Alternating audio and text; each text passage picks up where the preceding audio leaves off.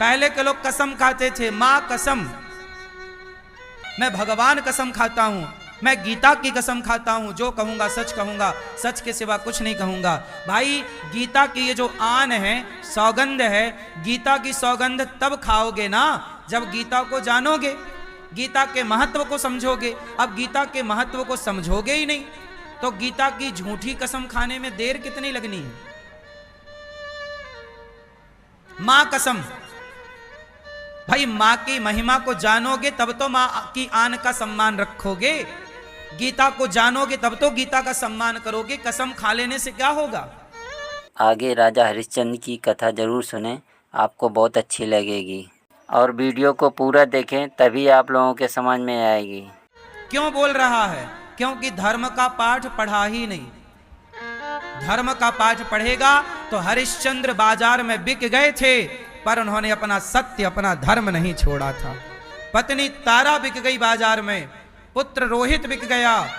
मैं कहता हूं कि हर विद्यालय, हर स्कूल में बच्चों को हरिश्चंद्र की कथा जरूर पढ़ानी चाहिए ताकि बच्चे सत्य बोलना सीखें। भैया हरिश्चंद्र के बारे में क्यों नहीं पढ़ाया जाता? बाबर के बारे में क्यों पढ़ाया जाता है? क्या मतलब हमारा बाबर से? महाराज जी सही कह रहे हैं या गलत, कमेंट करके जरूर बताएं। हरिश्चंद्र के बारे में पढ़ोगे तो हरिश्चंद्र जैसे सत्यवादी बनोगे। और आज इस देश में सत्य बोलने वालों की बड़ी कमी है, हर तरफ झूठे लोग हैं। औरों की तो छोड़ो, बेटा झूठा हो रहा है। जब अपने धोखा देते हैं ना तो दर्द ज्यादा होता है। भाई बेटा ही धोखा दे दे तो आदमी भरोसा किस पे करेगा? सबसे भरोसेमंद तो पुत्र ही होता है, सबसे भरोसेमंद तो पिता ही होता है, सबसे भरोसेमंद तो मां ही होती है।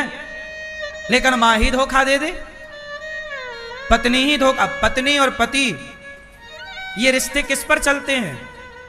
बोलो, विश्वास पर चलते हैं। लेकिन आपने कभी सोचा कि वो आदमी, राजा नाम का लड़का, कभी सोचा नहीं कि मेरी पत्नी मुझे मरवा देगी? वो तो अपनी पत्नी के साथ खुश था। पत्नी एकांत में ले गई और अपने पति को मरवा दिया। जब उसे पता लगा मेरी पत्नी ही मुझे मरवा रही है तो बेचारा वो तो उसी समय मर जाएगा, बिना मारे मर जाएगा। जब अपने ही धोखा देंगे तो आदमी तो तुरंत मर जाएगा। हमें आप पर बड़ा भरोसा है, आपको हम पर बड़ा भरोसा है, पर हम आपका भरोसा तोड़ दें तो आदमी खड़ा खड़ा गिर जाए। यार अब किस पे फिर विश्वास करें? आदमी को चाकू तलवार गोली से मारने की जरूरत नहीं है। जब आप किसी का भरोसा तोड़ देते हैं तो वो अपने आप मर जाता है। यही तो मरना। बेटे, आजकल के बेटे माँ बाप का भरोसा तोड़ देते हैं तो क्या समझते हो आप? आपके माँ बाप मर ही तो गए। क्या बात है,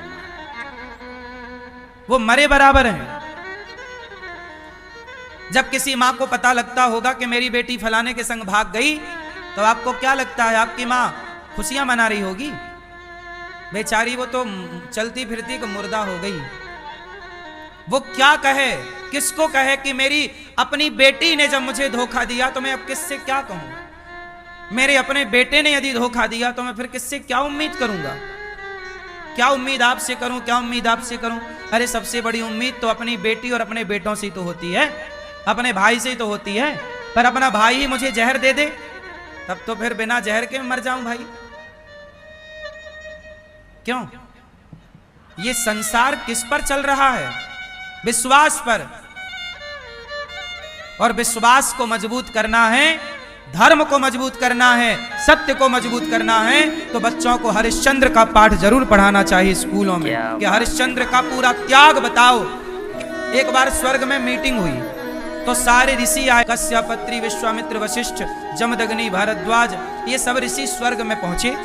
वहां पर विश्वामित्र और वशिष्ठ जी भी आए।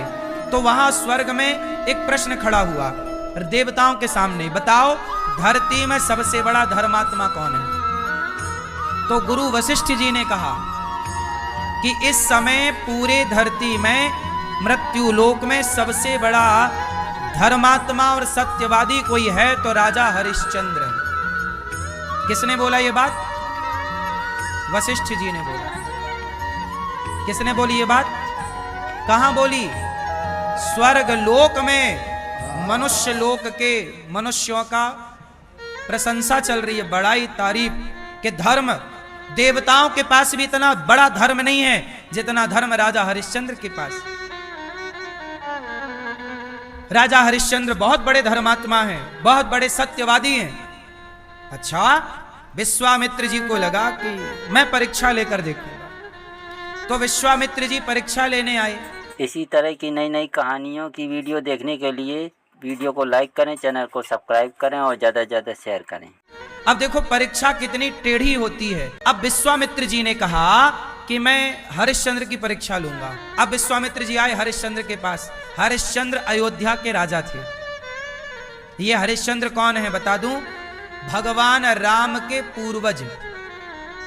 भगवान राम के कौन है ये? इन्हीं हरिश्चंद्र के वंश में आगे चल के भगवान राम का जन्म हुआ, प्रकट हुए। ये राम के पूर्वज हैं। श्री राम के पूर्वज कौन कौन हैं? कमेंट करके जरूर बताएं। हरिश्चंद्र। तो हरिश्चंद्र के पास विश्वामित्र जी आए, तो विश्वामित्र जी ने कहा कि हरिश्चंद्र मुझे यज्ञ करना है, मुझे कुछ धन चाहिए। तो हरिश्चंद्र ने कहा गुरुदेव आप आज्ञा करिए, कितना धन चाहिए? बोले बस इतना धन चाहिए कि मेरा यज्ञ संपन्न हो जाए, मेरा यज्ञ संपन्न हो जाए। ठीक है।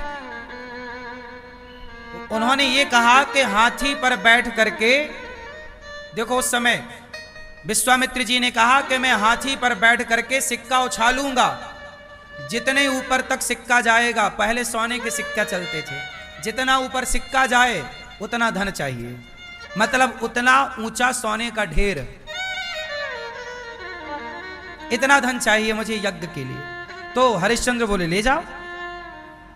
विश्वामित्र जी बोले पर मुझे यज्ञ करने में अभी 1-2 साल का टाइम लगेगा, पर मैं इतना धन कहां रखूंगा, इसलिए हरिश्चंद्र ऐसा करो कि मेरा धन तुम संभालो। वीडियो पसंद आए तो वीडियो को लाइक करें और ज़्यादा से ज़्यादा शेयर करें। मतलब मेरा धन अभी तुम अपने पास रखो, आपने मुझे दे दिया, पर जब जरूरत पड़ेगी तो मैं आपसे अपना धन ले लूंगा। विश्वामित्र जी चले गए। अब विश्वामित्र जी ने रची माया, क्योंकि परीक्षा लेनी थी हरिश्चंद्र की, तो विश्वामित्र जी ने रची माया, अपनी माया से एक कन्या को प्रकट किया, सुंदर सी लड़की, जवान। वो लड़की गई और हरिश्चंद्र से बोली कि मैं आपसे विवाह करना चाहती हूं। तो हरिश्चंद्र बोले कि मैं तो शादीशुदा हूं, मैं आपसे विवाह नहीं कर सकता, मेरी तो पत्नी भी है और मेरा पुत्र भी है रोहित। पत्नी का नाम तारा है, मेरी पत्नी बड़ी पतिव्रता है, मैं पराई स्त्री के बारे में सोच भी नहीं सकता। पर वो स्त्री तो लिपटने लग गई, नहीं नहीं महाराज आपको तो हमसे विवाह करना पड़ेगा, आप हमारे मन की भावना नहीं समझ रहे हैं, हम कहाँ जाएं, हम तो आपसे विवाह करेंगे। बोले हम विश्वामित्र की पुत्री हैं, हमसे विवाह करो। नहीं कर रहे थे तो विश्वामित्र जी आ गए। विश्वामित्र जी बोले राजन हमारी पुत्री आपसे विवाह करना चाहती, कर क्यों नहीं लेते? नहीं महाराज मैं नहीं कर सकता, मैं पतिव्रता, मेरी पत्नी है, मैं नहीं कर सकता विवाह। हरिश्चंद्र ने कहा कि मुझे मेरा राज्य छोड़ना पड़े, मुझे मेरा शरीर छोड़ना पड़े, परिवार छोड़ना पड़े, मैं छोड़ दूंगा गुरुदेव, पर मैं अपने धर्म को नहीं छोड़ूंगा। ऐसे महापुरुष मैं अपनी को पत्नी दिल से का प्रणाम। पति हूं, मैं अपनी पत्नी को धोखा नहीं दे सकता, मैं धर्म नहीं छोड़ूंगा। मेरा धर्म है कि मैं अपनी पत्नी को धोखा ना दूं। देखिए पत्नी के प्रति कितना सम्मान था। तो विश्वामित्र जी ने कहा अच्छा आप अपना राज्य छोड़ सकते हो? बोले हाँ राज्य छोड़ सकता हूं, पर पत्नी को दिया गया वचन नहीं छोड़ सकता। मैंने पत्नी को वचन दिया है कि मैं तेरे सिवा किसी और स्त्री का काम भाव से स्पर्श भी नहीं करूंगा, मैं अपनी पत्नी को दिया गया वचन नहीं तोड़ूंगा, प्राण जाए पर मैं राज्य छोड़ सकता हूं। तो विश्वामित्र जी बोले राज्य दे सकते हो? बोले हाँ दे सकता हूं। मुझे दे सकते हो? विश्वामित्र जी बोले तुम मेरी बेटी से ब्याह नहीं कर रहे हो तो एक काम करो मुझे अपना राज्य दे दो, या मेरी बेटी से ब्याह करो या मुझे अपना राज्य दो। हरिश्चंद्र बोले ठीक है गुरुदेव मैं अपना राज्य आपको देता हूं। तुरंत अपना राज्य विश्वामित्र जी को सौंप कर अपना मुकुट उतार दिया विश्वामित्र जी ने कहा मैं राजा हो गया, अब एक काम करो, ये सारे राजसी वस्त्र उतारो। राजा, अब मैं राजा हो गया, अब एक काम करो राजन, ये सारा राज्य मेरा हो गया? बोले हाँ हो गया। अब एक काम करो, जो आपने मुझे यज्ञ के लिए स्वर्ण मुद्राएं देने का बोला था, अब वो मुझे दो। अब हरिश्चंद्र फंस गए। इसी तरह की वीडियो देखने के लिए हमारे चैनल को सब्सक्राइब जरूर करें। हरिश्चंद्र बोले मैंने तो अपना सारा राज्य दे दिया। जब सारा राज्य ही दे दिया तो वो स्वर्ण मुद्राएं तो राज्य में ही रखी हैं। बोले नहीं, आपने बोला था कि मैं आपको यज्ञ करने के लिए धन दूंगा, स्वर्ण मुद्राएं दूंगा, आप मुझे दो। तब हरिश्चंद्र ने कहा कि गुरुदेव ऐसा है कि मुझे 1 महीने का टाइम दो। कितने महीने का टाइम दो?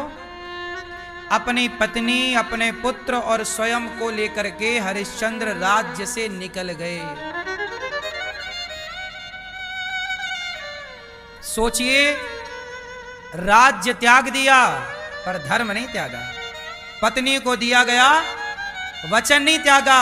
ये बात आज के हर उस पुरुष को सुनना चाहिए जो पड़ोसन को ताकते रहते हैं, ताकते रहते तुझको सांझ सवेरे। देखो धर्म कैसा है, राज्य त्याग दिया। इतना वैभव संपन्न राज्य था हरिश्चंद्र जी का, पर किसके लिए त्याग दिया? वचन के लिए। ऐसे महापुरुष के लिए दिल से लाइक जरूर करें। और पत्नी ही तो मिल रही थी, दूसरा ब्याह कर लेते, राजा थे, 2-4 ब्याह कर लेते तो बुराई क्या थी? नहीं, पत्नी को वचन दिया है, छोड़ेंगे नहीं। पर आप लोग अपनी एक पत्नी को वचन देते हो और वो मर जाए तो दूसरी जिंदाबाद, दूसरी ले आते हो। आज का आदमी, कुछ लोग झूठे हैं। हरिश्चंद्र चले बाजार की तरफ। इतना धन कैसे मिलता, कहां से कमाते? काशी पहुंच गए। अयोध्या से निकले, कहां पहुंचे? कहां पहुंचे? काशी, काशी विश्वनाथ।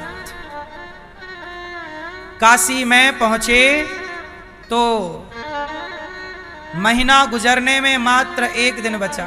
कोई काम नहीं, कोई पैसों का जुगाड़ नहीं। विश्वामित्र जी आ गए, चलो मेरा धन दो।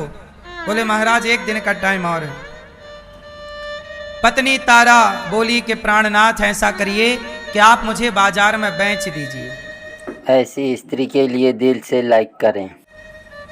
हरिश्चंद्र बोले देवी, तुम जैसी पतिव्रता को क्या बाजार में बेच दूं, ये सही है? महाराज मैं किसी की दासी बनकर रह लूंगी, पर आपका धर्म बच जाए, ये बड़ी बात। पहले के जमाने में लोग भी खरीदे और बेचे जाते थे, पता है, दासी के रूप में। मतलब आप मेरे घर का काम धाम करेंगे, मैं आपके घर का काम करूं, और इसका एक हिसाब हो जाता था कि 1 पैसा दे दिया जाए। और उससे तो राजा हरिश्चंद्र ने बाजार में बोली लगाई, है कोई पत्नी को खरीदने वाला? तब वहां पर स्वयं भगवान शंकर और माता पार्वती, भगवान शंकर एक ब्राह्मण का रूप बनाते हैं और ब्राह्मण बनकर के आते हैं और राजा हरिश्चंद्र की पत्नी को खरीदते हैं। कितना? कितना धन? बोले इतना। तो बोले इतना तो मैं नहीं दे सकता। तो अच्छा आप कितना दे सकते? बोले इसका आधा दे सकता हूं। तो पत्नी बोली प्राणनाथ, मैं आपका आधा धर्म बचा सकती हूं, अपने आपको बेचकर, तो मुझे बेच दो। साक्षात भगवान शंकर ने एक ब्राह्मण का रूप बनाया और हरिश्चंद्र की पत्नी को खरीद कर, तो रोहित भी रोने लग गया। बच्चा था 5 साल का। माँ मुझे छोड़कर कहाँ जा रही हो माँ? तब पंडित जी बोले इस बच्चे का भी मैं थोड़ा धन दे देता हूँ, इसको भी खरीद लो। खरीद लिया बच्चे रोहित को। अब तारा और रोहित दोनों चले। पंडित जी की पत्नी पंडितानी, वो पंडितानी वैसे और कोई थी नहीं, साक्षात माता पार्वती थी। पर तारा की परीक्षा लेनी थी तो माता पार्वती ने बड़ा कड़ा व्यवहार रखा। सभी बोलिए राधा कृष्ण की जय। परीक्षा तो कड़ी होती है, कठिन होती है।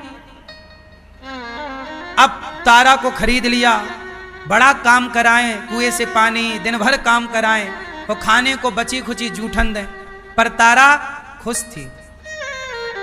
आज महीने का अंतिम दिवस था। विश्वामित्र जी आ गए कि चलो मेरा धन दो। बोले आधा ये है, आधे की व्यवस्था करता हूं। अपने को बेच दिया बाजार में। तब यमराज आ गए। यमराज डोम का रूप बनाकर आए, शमशान के मालिक बनकर। बोले तुम मेरे शमशान में काम करोगे? हाँ करूंगा, मुझे इतना धन चाहिए। डोम ने दे दिया। हरिश्चंद्र ने पत्नी को, पुत्र को, स्वयं को बाजार में बेचा और अपना ऋण चुकाया। और आप लोग, कुछ लोग ऐसे हैं कि किसी का पैसा ले लेते हो तो चुकाने का नाम नहीं लेते हो। यदि किसी का पैसा खा के मरोगे तो याद रखना इस बात को, अगले जन्म में उसके घर का कुत्ता बन के तुम्हें चुकाना पड़ेगा। चुकाना तो तुम्हारे बाप को पड़ेगा। ईश्वर की अदालत में कोई बचा नहीं। इसलिए कहता हूं कि किसी का 1 रुपए लेकर मरिएगा मत। मरने के पहले ऋण चुका दो। और मैं कहता हूं जियो ऐसे कि ऋण वर लेना ही ना पड़े। और किसी का लिया है तो जल्दी चुकाओ। आप नहीं चुका पाओ तो आपका बेटा चुकाए। हरिश्चंद्र बाजार में बिक गए पर ऋण चुकाया। और आजकल के लोग 5,000 लेते हैं तो 5 साल तक नहीं चुकाते और बोलते हैं खा के भागे जा रहे हैं। अरे नहीं भागे जा रहे हो तो चुकाओ। पैसा किसी का खा के मत मरिएगा। आप लोगों ने किसी से लिया तो नहीं? लिया है तो चुका दीजिएगा। और दाल रोटी खाओ, नमक रोटी खाओ, अचार रोटी खाओ, पर कर्जे का घी मत पीना। कर्जे का घी ना पीना, भले नमक रोटी खाना। सभी बोलिए महाराज जी की जय। कर्जा ना हो सिर पर, वही सुखी है जिसके सिर पर कोई कर्जा नहीं है। वो लोग बड़े परेशान हैं जिनके सिर पर रातों की नींद हराम है, उनकी जिनके सिर पर कर्जा है। कर्जा मत लो। बुजुर्ग कह गए हैं कि जितना चादर है उतना पांव पसारो। बाप का ऋण बेटा चुकाता है और वह बेटा नालायक है जो अपने बाप का कर्जा नहीं चुकाता। इसलिए बेटों को धर्म का पाठ पढ़ाओगे तो कर्जा चुकाएगा, वरना बेटा बोलेगा बाप से लिया दिया, जब बाप को जा, बाप तो मर गया, हम क्या करें। जिसे नहीं चुकाना उसके पास लाख बहाने हैं। जिसे नहीं चुकाना उसके पास लाख बहाने हैं, और जिसे चुकाना है उसके पास कोई बहाना नहीं, सिर्फ चुकाना है। यही ईमानदारी। राजा हरिश्चंद्र बिक गए बाजार में पर धर्म को नहीं जाने दिया। अब क्या हुआ? तारा जिस घर में काम करती थी वो पंडितानी बड़ा काम कराती, पर तारा अपमान सहकर भी काम करती क्योंकि वो दासी है। अब एक दिन क्या हुआ? तारा का बेटा रोहित जंगल गया लकड़ी लेने, समिधा लेने, हवन की। वीडियो कैसी लगी कमेंट करके जरूर बताएं। तो वहां उसे एक सांप ने डस लिया। उस सांप ने भी विश्वामित्र जी के सारे पर डसा। विश्वामित्र जी ने कह दिया सांप से जाओ डस लो। छोटा 5 साल का बालक था रोहित, मर गया। जब मरा तो मां दौड़ी, उसे पता लगा, बच्चों ने बताया कि तारा मैया तुम्हारे बेटे को सांप ने, रोहित को सांप ने डस लिया। तारा दौड़ी तो पंडितानी ने रोक लिया। वो पंडितानी उस समय माता पार्वती थी। पार्वती मैया ने रोक लिया। कहां जा रही है? चल अभी भोजन बना, पहले भोजन बना, पहले घर के बर्तन धुल और मेरे पांव में जरा तेल लगा, फिर तेरे बेटे को देखने जाना। तुझे तो काम ना करने का बहाना चाहिए। सोचो बेटा मरा पड़ा है, सांप काटा, तड़प रहा है, भगवान भी पर पंडितानी मतलब माता पार्वती जाने नहीं दे रही। तो तारा नहीं गई कि मैं दासी इनकी हूं। देखो जरा धर्म, बेटे के मरने के बाद भी धर्म का पालन है। आजकल का आदमी कहां धर्म पालन कर रहा है? जरा दुख संकट आए तो सारा धर्म भूल जाता है आदमी। भगवान भी कैसी कैसी परीक्षा ले। उन्होंने सांप काटा था सवेरे 8 बजे। पूरा दिन उसे घर में माता पार्वती ने बिजी रखा। यही परीक्षा है। देखो कठिन। तुम तो जरा सी परीक्षाओं में विचलित हो जाते हो। विचार कर लो कि बेटा मरा पड़ा है और मरे हुए बेटे को देखने की परमिशन नहीं है। क्यों? बोले आप बिक चुके हैं बाजार में आप दासी हैं तो पहले रोटी बनाओ, रोजमर्रा का काम निपटाओ। दिन भर काम करती रही। जब रात को पार्वती मैया ने सोने का नाटक किया, क्योंकि वो पंडितानी के रूप में पार्वती जी थी, तो वो सो गई। तब रात को पंडितानी को सुलाकर तारा गई अपने मरे हुए बेटे को। शरीर नीला पड़ चुका, मरा पड़ा। रोई तारा मैया, रोने लग गई। हे विधाता, क्या पाप हो गया हमसे कि हमें यह दंड दिया जा रहा है। लेकिन देखो, धर्म का पालन तब भी है। बेटे को सोचा कि यहां पड़ा रहेगा, इसका कम से कम अंतिम संस्कार तो होना चाहिए। हरिश्चंद्र का बेटा मरा तो सोचिए, उड़ाने के लिए कफन का टुकड़ा नसीब नहीं हुआ। माता ने अपनी आधी साड़ी फाड़ी, उसे उड़ाया और शमशान की तरफ लेकर चली। संयोगवश शमशान में हरिश्चंद्र थे। वहां पर वो काम कर रहे थे, मुर्दा जलता, उसका टैक्स लेते, जलने का 1 स्वर्ण मुद्रा लेके जलने देते। तो तारा पहुंच गई, शमशान में रो रही है। हरिश्चंद्र बोले, देवी तुम कौन हो? भैया महाराज मैं तारा हूं। तारा, हरिश्चंद्र को कुछ याद आया, तारा तो मेरी पत्नी का नाम। तारा पहचान गई कि महाराज आप। महाराज हरिश्चंद्र पहचान गए कि तारा तुम। क्या हुआ रोहित को? बोले सांप ने डस लिया। हरिश्चंद्र रोए, पर करें क्या? पुत्र चला गया, किसके कारण? धर्म का पालन करने के कारण। लेकिन देखिए, पुत्र से भी ऊपर धर्म है। अब बेटा मरा पड़ा है और बाप कह रहा कि पहले टैक्स लाओ, क्योंकि मैं मालिक का नौकर हूं और उसका नियम है कि यहां टैक्स लगेगा, 1 स्वर्ण मुद्रा, तब जाके जलने देंगे। आपको लगे कि कैसा निर्दयी बाप है, निर्दयी नहीं है, यही धर्म है साहब। धर्म इतना भी तो आसान नहीं है। धर्म इतना ही आसान होता तो सब ना धर्म का पालन करते। आज करोड़ों में कोई एक है शायद जो धर्म का आचरण कर रहा है, वरना आप खुद अपने आप को बताओ कि आप दिन भर में कितने झूठ बोल लेते हो, आप खुद कितने धर्म के रास्ते पर हो। आज का आदमी कितना अधिक बेईमान है, ये आप लोग बेहतर जानते हैं। धर्म की तो अब केवल कहानियां बची हैं, धर्म अब कहीं छिपा होगा कहीं। इसका अगला भाग अगले वीडियो में आपको देखने को मिलेगा। क्योंकि ये वीडियो ज़्यादा लंबा हो रहा था, इसलिए हमने इसको 2 भागों में बांट दिया है। हम अगले वीडियो में आपको इसकी अगली कथा सुनाएंगे। अगला वीडियो देखने के लिए चैनल को सब्सक्राइब ज़रूर करें और ज़्यादा से ज़्यादा शेयर करें।